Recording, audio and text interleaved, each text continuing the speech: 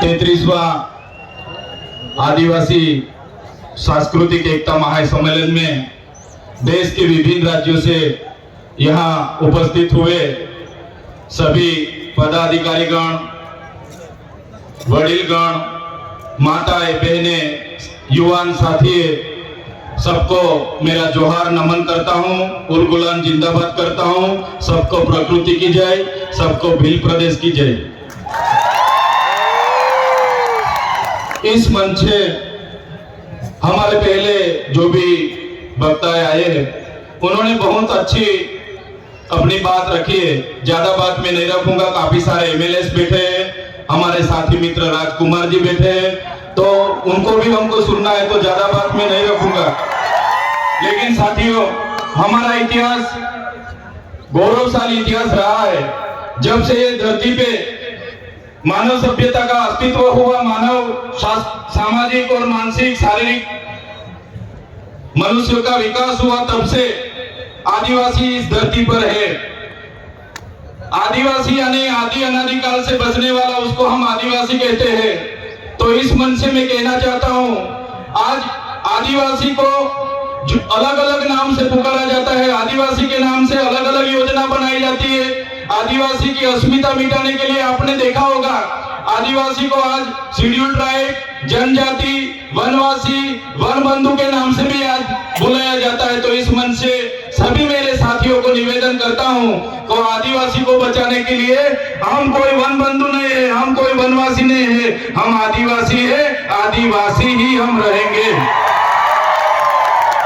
साथियों, आदिवासी का इतिहास डॉक्टर जीतू भाई ने बताया कि 23,000 साल से यहाँ आदिवासी रह रहा है। आदिवासी का स्वभाव सरल था, संवेदनशील थे। आदिवासी प्रकृति पूजक थे, प्राकृतिक मूल्यों को जतन करते थे, सामाजिक भावना साथ में रखते थे, सहकारी भावना रहती थी। और हमारी संस्कृति, हमारी परंपरा, हमारी विधि, जो भी हमारी मरण विधि है, लग्न विधि है, हमारी जन्म की विधि है, सभी हमारे आदिवासी की अलग है। हम प्रकृति के साथ में रहने वाले लोग हैं, हम धर्मपूर्वी हमारी संस्कृति में मानने वाले लोग हैं। तो आपने देखा होगा, आगे की वक्ताओं ने बताया कि जब भी इस देश में नए नए धर्म आए, वो चाहे हिंदू हो, मुस्लिम हो, सिख हो, ईसाई हो, बौद्ध हो, जैन हो, सभी धर्म आदिवासी के बाद इस धरती पर आए हैं। और हिंदू जैसे धर्म ने तो हमारे समाज में, आपको पता होगा कि वर्ण व्यवस्था प्रथा रखी थी कि भाई पहले ब्राह्मण होगा, बाद में क्षत्रिय होगा, वैश्य होगा, अन्य शूद्र में हमारे लोगों को माना जाता था। हमारे आदिवासियों को 5,000 सालों से हमारी गिनती शूद्र में होती थी। हमको शिक्षा लेने का अधिकार नहीं था, हमको कहीं भी जाने का अधिकार नहीं था। बाद में आपने देखा होगा, इसी हालत में भी देश के आजादी में हमारे कई सारे स्वतंत्र सेनानी लड़े, हमारे क्रांतिकारी लड़े, हमारे पूर्वज लड़े। वो चाहे बिरसा मुंडा जी हो, वो चाहे खाच्या नायक हो, वो चाहे टट्टिया नायक हो, वो चाहे तिलका मांझी हो, झलकारी बाई हो, सभी आज हमारे पूर्वजों को ये मन से मैं याद करता हूँ। और साथ ही साथ में गौरव गोविंद जी हो, या दलवाड़ा की क्रांति हो, या रूप सिंह नायक हो, सभी का एक सपना था कि जब भी आदिवासी को स्वतंत्रता मिले तो आदिवासी स्वावलंबित होना चाहिए, आदिवासी स्वतंत्र होना चाहिए और आदिवासी का जीवन शोषण मुक्त होना चाहिए। लेकिन देश की आजादी के बाद भी जो सभ्य संस्कृति के लोग जो शासन में आए, जब ये अपने समाज को जो सुसंस्कृत मानने वाले लोग आज देश के शासन में आए, देश में संविधान लागू हुआ। संविधान का आमुख कहता है कि ये देश का संविधान, हम भारत के लोग ये देश के संविधान के तहत हमारे देश के लोगों को हम समानता, स्वतंत्रता और बंधुता देते हैं। लेकिन आज भी आदिवासी को समानता नहीं मिली, आज भी आदिवासी को स्वतंत्रता नहीं मिली, आज भी आदिवासी को दूसरी कास्ट में बंधुता नहीं मिली।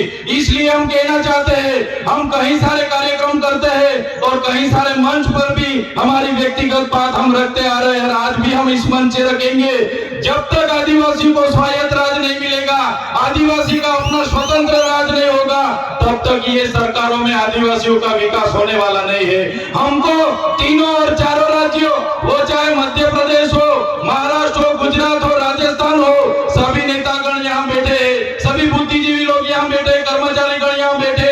मैं मेरी व्यक्तिगत तौर पे से एक बात रखना चाहता हूँ, हमको आने वाले दिनों में हमारा जो भील प्रदेश था उसको लेने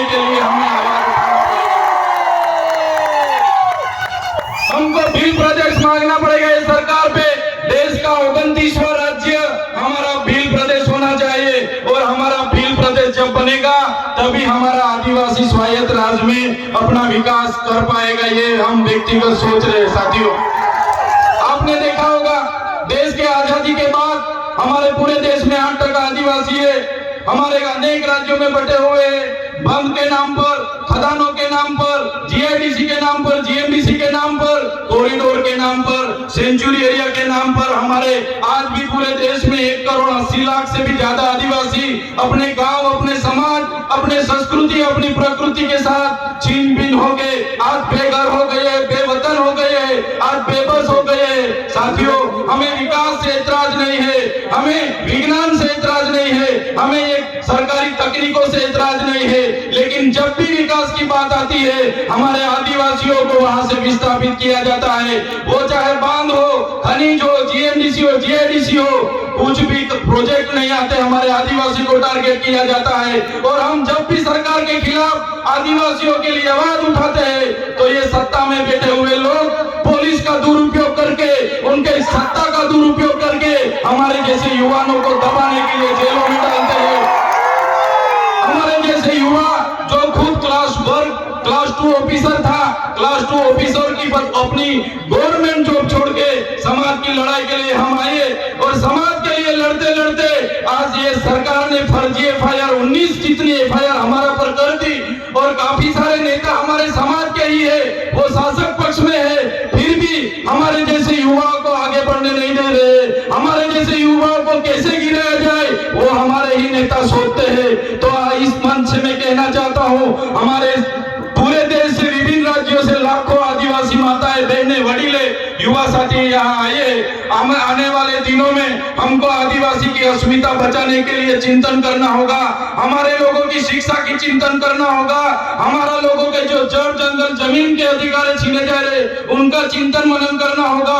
आज तक हमारा संवैधानिक अधिकार लागू नहीं हुआ, वो चाहे अनुसूचित 5 हो, वो चाहे पैसा एक्ट हो, वो चाहे टोटल डबल की बात हो।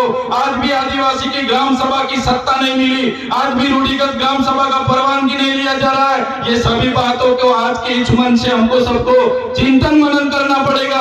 और सभी साथी यहाँ पे आए तो ये आदरणीय मंच से जो भी बात रखते हैं उसको लेके हमारा हर संदेशा, हर उपदेश हर एक गांव में पहुंचना चाहिए। यही बात मैं रखूंगा।